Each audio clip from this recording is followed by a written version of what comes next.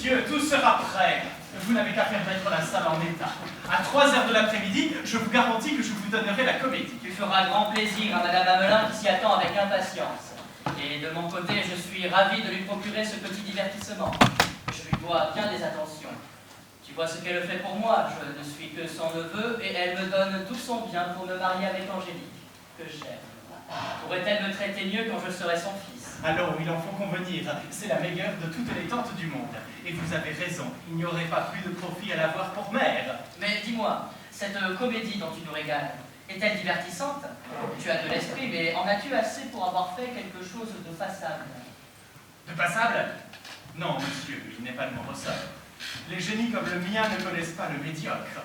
Tout ce qu'ils font est charmant ou détestable. J'excelle ou je tombe, il n'y a jamais de milieu. Ton génie me fait trembler. Vous craignez que je ne tombe? Mais rassurez-vous, avez-vous jamais acheté le recueil de chansons du Pont-Neuf? Tout ce que vous y trouverez de beau et de moi. Il y a de plus une demi-douzaine d'anacréontiques qui sont d'un goût. L'anacréontique. Bon, puisque tu connais ce mot-là, tu es habile et je ne doute plus de toi. Mais prends garde à ce que Madame Argante ne sache notre projet. Madame Hamelin veut la surprendre. Lisette, qui est des nôtres, aura sans doute gardé le secret. Mademoiselle Angélique, votre futur n'aura rien dit. De votre côté, vous vous êtes tue. J'ai été discret, mes acteurs sont payés pour se taire, et nous surprendrons, monsieur, nous surprendrons. Et qui sont tes acteurs? Moi. D'abord, je me donne le premier pour vous inspirer la confiance. Ensuite, Lisette, femme de chambre de Mademoiselle Angélique, et suivante originale, Blaise, fils du fermier de Madame Argante, Colette, amante du dit fils du fermier et fille de jardinier. Cela promet de quoi rire. Oh, j'y ai mis bon ordre. Si vous saviez le coup d'art qu'il y a dans ma pièce. Dis-moi donc ce que c'est. Nous jouerons à l'impromptu, monsieur. À l'impromptu. Que veux-tu dire à l'impromptu? Oui, je n'ai fourni que ce que nous autres beaux esprits appelons le canevas. Et la simple nature fournira les dialogues. Et cette nature-là sera bouffonne. La plaisante espèce de comédie. Elle pourra pourtant nous amuser. Vous verrez, vous verrez. J'oublie encore à vous dire une chose, une finesse de ma pièce.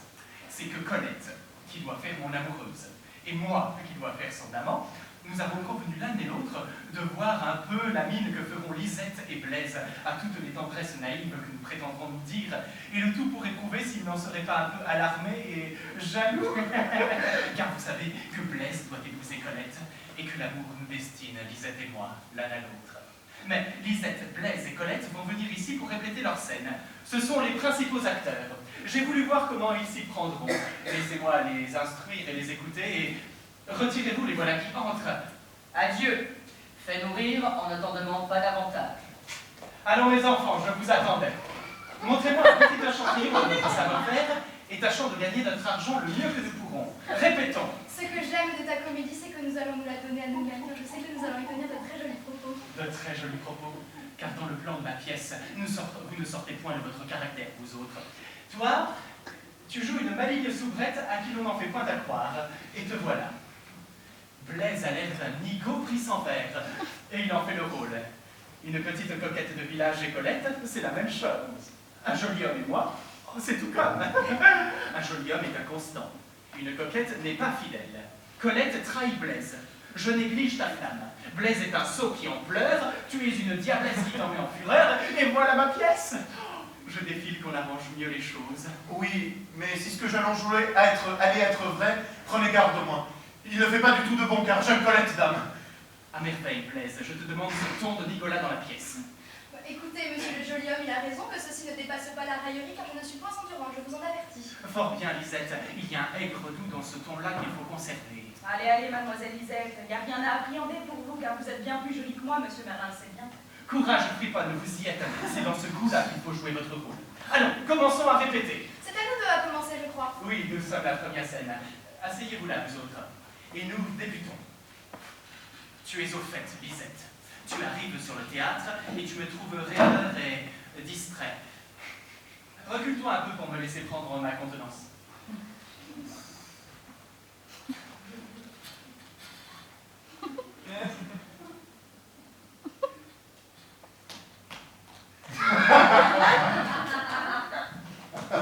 Gardez-vous, monsieur Merlin, vous voilà bien pensif. C'est que Je me promène.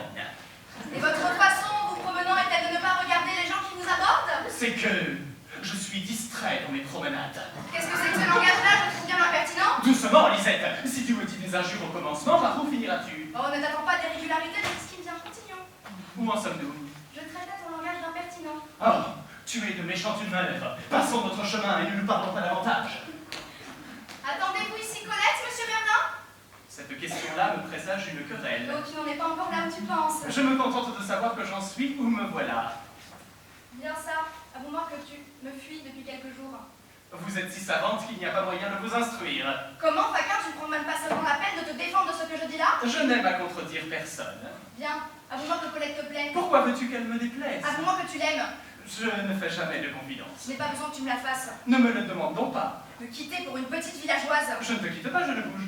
Oui, mais est-ce du jeu de me dire des injures en mon absence? Sans doute ne voyez-vous pas que c'est une fille jalouse qui vous méprise. Eh bien, quand ce sera à moi à dire, je prendrai ma revanche. C'est toi qui m'en suis. Tu me querelles. Dis, dans cette scène-là, puis-je te battre? Vu que tu n'es qu'une suivante, un coup de poing ne gardera rien. Reprenons donc afin que je le place. Non, non. Gardons le coup de poing pour la représentation. Et supposons qu'il est donné, car ce serait un double emploi qui est inutile. Je crois aussi que je peux pleurer dans mon chagrin. Sans difficulté, n'y manque pas, mon mérite est à vanité le bonne. Ton mérite qui le veut me fait bien rire. Ah, que je suis à plaindre d'avoir été sensible aux cajoleries de ce fourbe-là. Adieu, voici la petite impertinente qui vient, mais laisse-moi faire. Serait-il si mal que je la batte un peu? Non pas, s'il vous plaît. Je ne veux pas que les coups en soient, je n'ai point affaire à être battue pour une farce. Encore si c'était vrai, je t'endurerais. Oh, voyez-vous la fine mouche? Ne perdons point le temps à t'interrompre. Va-t'en, Lisette. Voici Colette qui entre pendant que tu sors et tu n'as plus rien à faire ici. À nous. Reculez-vous, Colette, afin que j'aille au-devant de vous.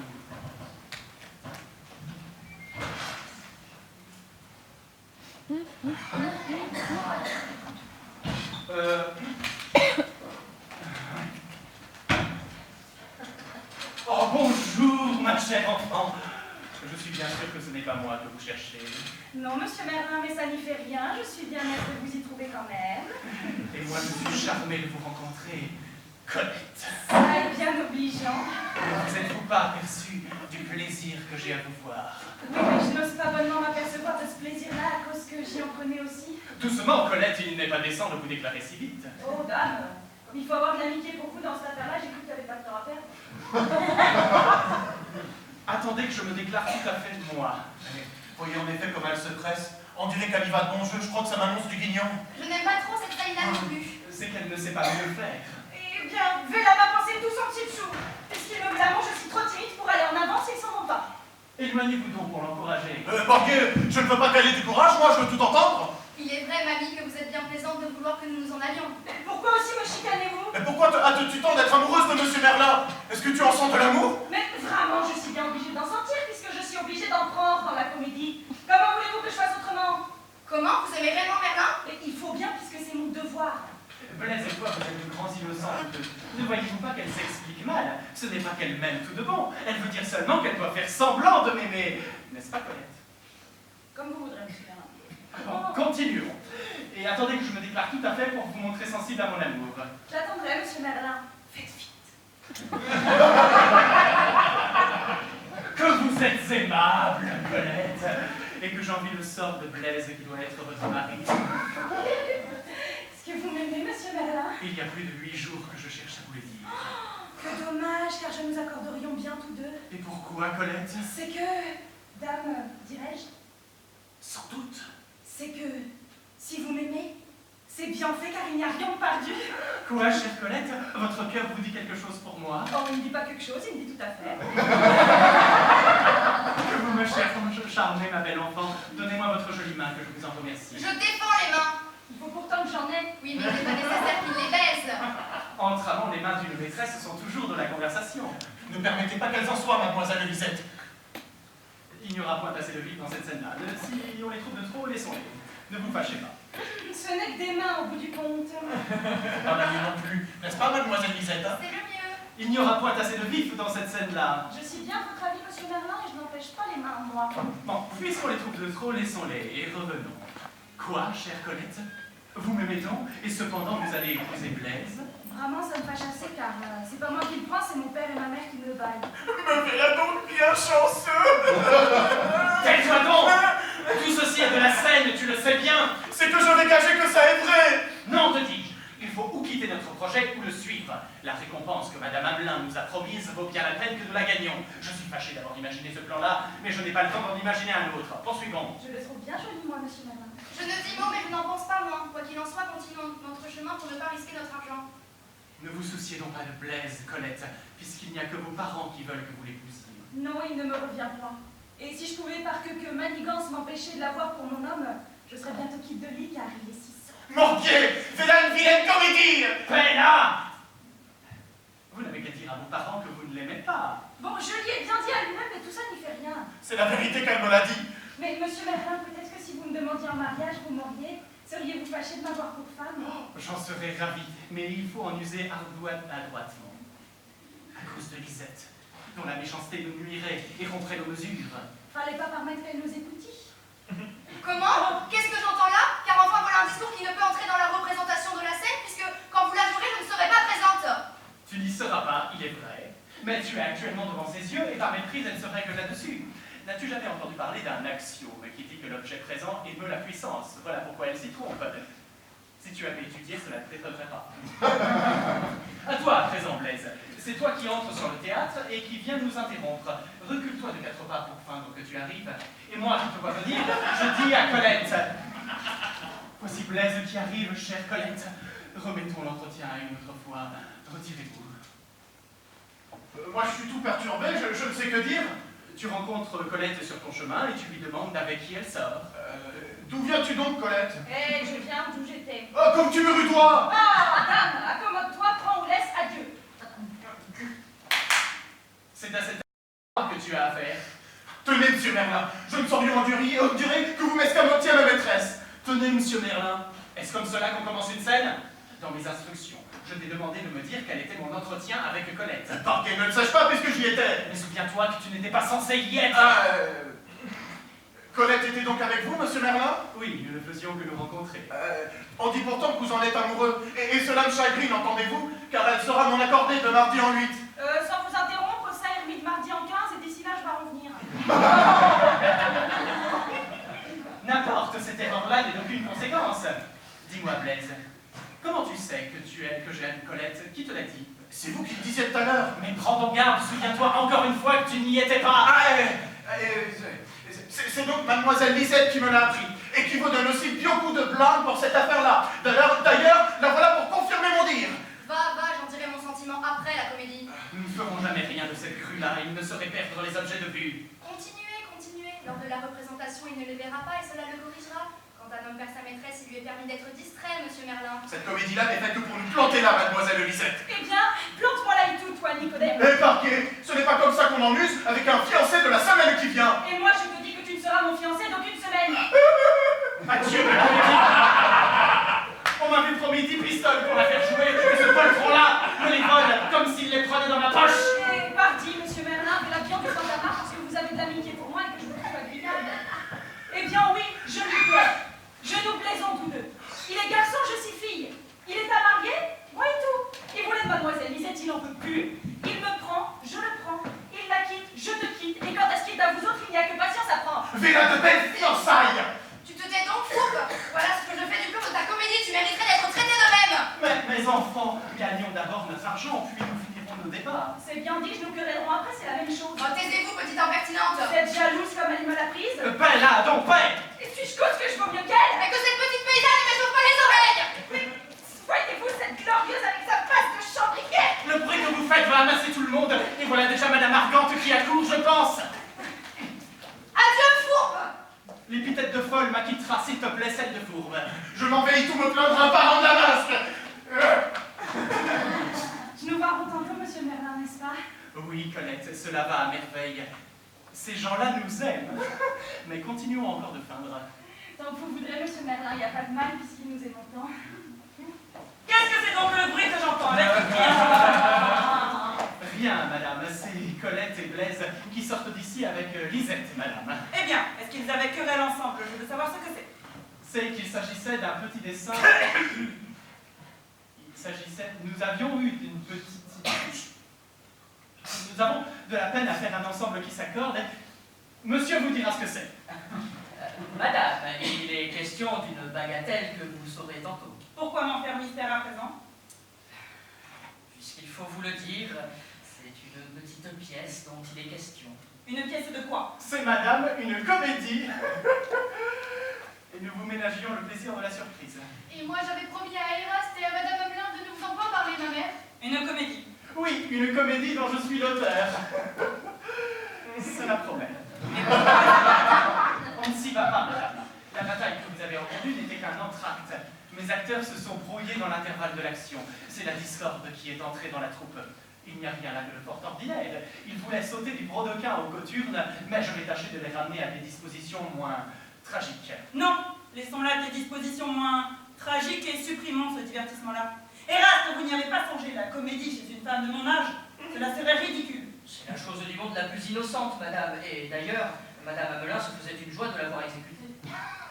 C'est elle qui nous paye pour la mettre en état. Et moi qui vous parle, j'ai déjà reçu des arts. Ma marchandise est vendue, il faut que je la livre. Et vous ne sauriez en conscience rompre un marché conclu. Madame, il faudrait que je restituasse, et j'ai pris des arrangements qui ne me le permettent plus. Ne te mets point en peine, je vous dédommagerai vous autres. Sans compter 12 sous qu'il m'en coûte d'un moucheur de chandelle que j'ai arrêté, 3 bouteilles de vin que j'ai avancées au ménétrier du village, 4 que j'ai promis de boire avec eux immédiatement après la représentation, une demi-main de papier que j'ai barbouillé pour mettre mon canevas bien honnête. Tu n'y perdras rien, te dis-je. Voici Madame Hamelin et vous verrez quelle sera de mon avis. Vous ne devineriez pas, Madame, ce que ces jeunes gens vous préparaient. Une comédie de la façon de Monsieur Merlin. Ils m'ont dit que vous le savez, mais je suis bien sûre que non. C'est à moi qui l'idée en est venue. À vous, Madame. Oui, vous saurez que j'aime à rire et vous verrez que cela me divertira. Mais j'avais expressément défendu qu'on vous le dise. Je l'ai appris par le bruit qu'on faisait dans cette salle, mais j'ai une grâce à vous demander, Madame, c'est que vous ayez la bonté d'abandonner le projet à cause de moi dont l'âge et le caractère. Ah, voilà qui est fini, madame, ne vous alarmez point. En effet, il n'en est plus question. Je vous en rends mille grâces, je vous avoue que j'en craignais l'exécution. Je suis fâchée de l'inquiétude que vous en avez prise. Je vais rejoindre la compagnie avec ma fille, n'y venez-vous pas? Dans un moment. Madame Hamelin n'est pas contente, ma mère? Taisez-vous! Adieu, Madame, venez donc nous retrouver. Oui, oui. Mon neveu, quand vous voulez mener Madame Argante, venez me parler. Sur le champ, madame. J'en serais donc réduit à l'impression. Quel dommage. Vous avez pourtant beau dire Madame Argante, j'ai voulu rire, je rirai. Eh bien, ma chère, où en est notre comédie? Va-t-on la jouer? Non, Madame Argante veut que l'on rende l'argent à la porte. Comment elle s'oppose à ce qu'on la joue? Sans doute. On la jouera pourtant pour celle-ci ou une autre. Et qui plus est, en plus de la lui donner, il faudra qu'elle me la donne et qu'elle la joue. Et je vous prie de m'y aider. Il sera curieux de la voir monter sur le théâtre. Quant à moi, je ne suis bonne qu'à me tenir dans ma loge. Écoutez, je vais feindre d'être si reputée du peu de complaisance qu'on a pour moi que je paraîtrai renoncer au mariage de mon neveu avec Angélique. Votre neveu est en effet un si grand parti pour elle. Que la mère n'avait osé espérer que je consentisse. Jugez de la peur qu'elle aura et des démarches qu'elle va faire. Jouera-t-elle bien son rôle? Oh, d'après nature. Et mon neveu et sa maîtresse feront-ils de bons acteurs de leur côté? Ils ne sauront pas que je me divertis, pas plus que le reste des acteurs. Cela sera plaisant, mais il n'y a que mon rôle qui m'embarrasse. À quoi puis-je vous être bonne? Vous avez 3 fois plus de bien qu'Angélique. Vous êtes veuve, encore jeune. Vous m'avez fait confidence de votre inclination pour mon neveu. Tout est dit. Vous n'avez qu'à vous conformer à ce que je vais faire. Mais voici mon neveu. C'est ici la première scène. Êtes-vous prête? Oui. Vous m'avez ordonné de revenir. Que me voulez-vous, madame? La compagnie vous attend. Qu'elle m'attende, mon neveu, je ne suis pas prêt de la rejoindre. Vous me paraissez bien sérieuse. De quoi s'agit-il? Eraste. Que pensez-vous de madame? Moi, ce qu'en pense tout le monde, que madame est fort aimable. La réponse est flatteuse. Elle est toute simple. Mon neveu. Son cœur et sa main, joints à 30 000 livres de rente, ne valent-ils pas qu'on s'attache à elle? Y a-t-il quelqu'un à qui il soit besoin de persuader cette vérité-là? Je suis charmée de vous en voir si persuadée vous-même. À propos de quoi en êtes-vous si charmée, madame? C'est que je trouve à propos de vous marier avec elle. Moi, ma tante, vous plaisantez, et je suis sûr que madame ne serait pas de cet avis-là. C'est pourtant elle qui me le propose. De m'épouser. Vous, madame. Pourquoi non, Eraste? Cela me paraîtrait assez convenable. Qu'en dites-vous? Ce qu'il en dit, en êtes-vous en peine? Il ne me répond pourtant rien. C'est d'étonnement et de joie, n'est-ce pas, mon neveu? Madame, Quoi? on n'épouse pas deux femmes. Et où en prenez-vous deux? Je ne vous parle ici que de madame. Et vous aurez la bonté de n'épouser que moi non plus, assurément. Vous méritez un cœur tout entier, madame, et vous savez que j'adore Angélique, qu'il m'est impossible d'aimer ailleurs. Impossible, Eraste, impossible. Oh, puisque vous le prenez sur ce ton-là, vous m'aimerez, s'il vous plaît. Je ne m'y attends pas, madame. Vous m'aimerez, vous dis, je m'a promis votre cœur et je prétends qu'on me le tienne. Je crois que d'en donner 200 000 écus, c'est le payer tout ce qu'il vaut et qu'il y en a peu de ce prix-là. Angélique l'estimerait davantage. Qu'elle estime ce qu'elle voudra. J'ai garanti que Madame l'aurait, il faut qu'elle l'ait, et que vous dégagiez ma parole. Ah, madame, voulez-vous me désespérer? Comment donc, vous désespérez? Laissez-le dire. Courage, mon neveu, courage. Juste ciel. Je viens vous chercher, madame, puisque vous ne venez pas. Mais que vois-je, Eraste soupire, ses yeux sont mouillés de larmes, il paraît désolé. Que lui est-il donc arrivé? Rien de fort heureux quand il sera raisonnable. Au reste, madame, j'étais sur le point de vous informer que nous sommes sur notre départ, Aramis, mon neveu et moi. N'avez-vous rien à demander à Paris? À Paris? Quoi est-ce que vous y allez, madame? Dans 1 heure. Vous plaisantez, madame. Et ce mariage? Je pense que le mieux est que nous le laissions là. Le dégoût que vous avez marqué pour ce petit divertissement qui me flattait m'a fait faire quelques réflexions. Vous êtes trop sérieuse pour moi. J'aime la joie innocente. Elle vous déplaît. Nous avions pour projet de demeurer ensemble, nous pourrions ne nous point accorder. N'allons pas plus loin. Comment? Une comédie de moins complète un mariage, madame? Et qu'on la joue, madame, qu'à cela ne tienne. Et si ce n'est pas assez qu'on y voyait l'opéra, la foire, les marionnettes, et tout ce qui vous plaira jusqu'aux parades? Non, le parti que je prends vous dispense de cet embarras-là. Nous n'en serons pas moins bonnes amies, s'il vous plaît. Mais je viens de m'engager avec Aramis et d'arrêter que mon neveu l'épousera. Aramis, pas votre neveu, madame. Votre neveu épousait Aramis. De quoi ce jeune homme? Que voulez-vous, je suis à marier aussi bien qu'Angélique. Eraste y consent-il? Vous voyez mon trouble, je ne sais où j'en suis. Est-ce là tout ce que vous répondez? Emmenez-moi, ma mère, retirons-nous, je nous trahis. Moi, vous trahir, Angélique? Moi qui ne vis que pour vous? Y songez-vous, mon neveu? Parler d'amour à une autre en présence de madame que je vous destine. Mais en vérité, tout ceci n'est qu'un rêve.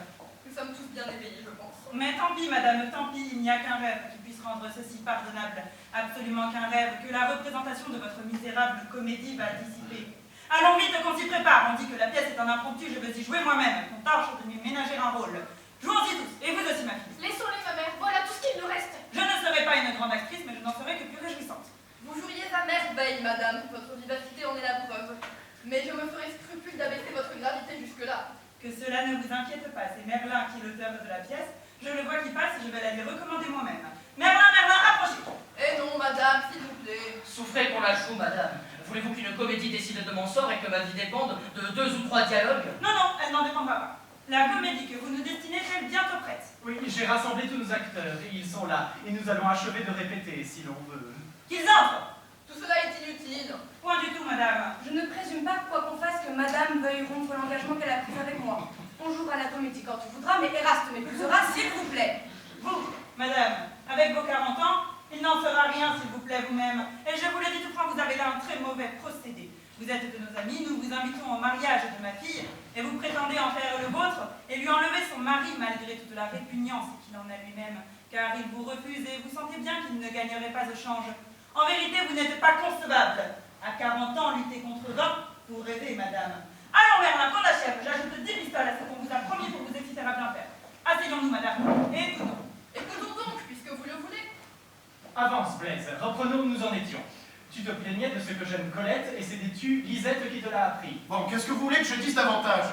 Vous plaît-il de continuer, Blaise? Non, mère m'a défendu de monter sur le théâtre. Et moi, je lui défends de vous en empêcher. Je vous sers de mère ici, c'est moi qui suis la vôtre. Et au par-dessus, on se raille de ma personne en ce peste de jeu-là, notre maîtresse. Colette fait semblant d'avoir le cœur tendre pour Monsieur Merlin. Monsieur Merlin de lui céder le sien. Et malgré la comédie, tout ça est vrai, notre maîtresse, car ils font semblant de faire semblant, juste pour nous en revendre. Et ils ont tout de la malice de s'aimer tout de bon, en dépit de Lisette qui n'en tâtera que d'une dent, et en dépit de moi qui suis pourtant retenu de gendre par mon pied au père. Et depuis tort, on a bien affaire de vos bêtises. Et vous, Merlin, de quoi vous avisez-vous d'aller faire une vérité d'une bouffonnerie? Laissez-lui sa colère, lui l'esprit en repos. Mais je veux pas qu'il me laisse, moi je veux qu'il me garde. Qu'est-ce que cela signifie, petite fille? Retirez-vous, puisque vous n'êtes pas de cette scène-ci, vous paraîtrez quand il sera temps. Allons, continuez, vous autres. Allons, Blaise, tu me reproches que j'aime Colette. Est-ce que ça n'est pas vrai? Que veux-tu, mon enfant? Elle est si jolie. Comment l'empêcher? Madame Argante, ne voilà pas qu'il le confesse lui-même. Qu'est-ce que cela te fait de que ce n'est qu'une comédie? Je m'embarrasse, Morguier. Bien de la farce, qu'elle aille au diable et tout le monde avec. Encore? Ça, on ne parviendra pas à vous faire continuer. sont forts ou sont faibles, madame, je veux qu'il réponde à ce qu'il sait, et comme il pourra. Il brayera tant qu'il voudra, mais c'est là tout. Faut bien bref quand on en a sujet. À quoi sert donc ce que vous faites là, madame? Car quand on achèverait cette scène-ci, vous n'avez pas l'autre, puisque c'est moi qui dois la jouer et je n'en ferai rien. Oh, vous la jouerez, je vous assure. On verra si on me fera jouer la comédie malgré moi. Voilà, madame, le contrat que vous m'avez demandé. On y a suivi exactement vos intentions. Faites comme si c'était le vôtre. Ne voulez-vous pas honorer ce contrat de votre signature, madame? Et pour qui est-il donc, madame? C'est celui d'Eraste, le mien. Moi, signer votre contrat? Ah, je n'aurai pas cet honneur-là et vous aurez la bonté, s'il vous plaît, d'aller vous-même le signer ailleurs. Remportez, remportez cela, monsieur. Vous n'y songez pas, madame, on n'a point ces procédés-là, jamais on envie de pareil. Il m'a paru que je ne pouvais marier mon neveu chez vous sans vous faire cette honnêteté-là, madame. Et je ne quitterai point que vous n'ayez signé, qui disait, car vous signerez. Oh, il n'en sera rien, car je m'en vais. Vous resterez, s'il vous plaît. Le contrat ne saurait se passer de vous. Madame, aidez-moi à empêchoir Madame Argan de sortir. Je n'ai ferme, je ne plierai point, moi non plus. Où en sommes-nous donc, mesdames? Ne suis-je pas chez moi? Et à quoi pensez-vous, madame? Je mourrai moi-même plutôt que de signer. Vous signerez, s'il vous plaît, nous signerons tous. Apparemment que madame se donne à la comédie, au défaut de celle qui lui a manqué. Vous avez raison, je ne veux rien perdre. Accommodez-vous donc, mesdames, car d'autres affaires m'appellent ailleurs. Au reste, suivant toute apparence, ce contrat est à présent inutile, puisque c'est celui que l'on a dressé hier et qu'il est au nom de monsieur Eraste et de mademoiselle Angélique. Est-il vrai? Ah, sur ce point, ce n'est pas la peine de le refaire. Il faut le signer tel qu'il est. Qu'entends-je? Ah, j'ai donc deviné. Vous vous donniez la comédie et je suis prise pour dupe. Signons donc. Vous êtes toutes deux de méchantes personnes. Ah, je respire. Ah, qui l'aurait cru? Il n'y a plus qu'à rire. Vous ne m'aimerez jamais tant que vous m'avez haï, mais mes 40 ans me restent sur le cœur, je n'en ai pourtant que 39 et demi. Je vous en aurais donné 100 dans ma colère et je vous conseillais de vous plaindre après la scène que je viens de voir. Le tout sans préjudice de la pièce de Merlin. Oh, je ne vous le disputerai plus, je n'en ferai que rire. Je soufflerai volontiers les acteurs si l'on me fâche encore. Nous voilà raccommodés, mais nous. Ma foi, veux-tu que je te dise? Nous nous régalions nous-mêmes dans ma parade pour jouir de toutes vos tendresses. Blaise, la tienne est bonne à Camille, je suis bien contente. Tout de bon? Baille-moi donc une petite friandise pour ma peine. Pour moi, je t'aime toujours, mais tu me le paieras, je ne t'épouserai que de 6 mois. Oh, je me fâcherai aussi, moi. Va, reste le terme et le réduit à 2 heures de temps. Allons terminer.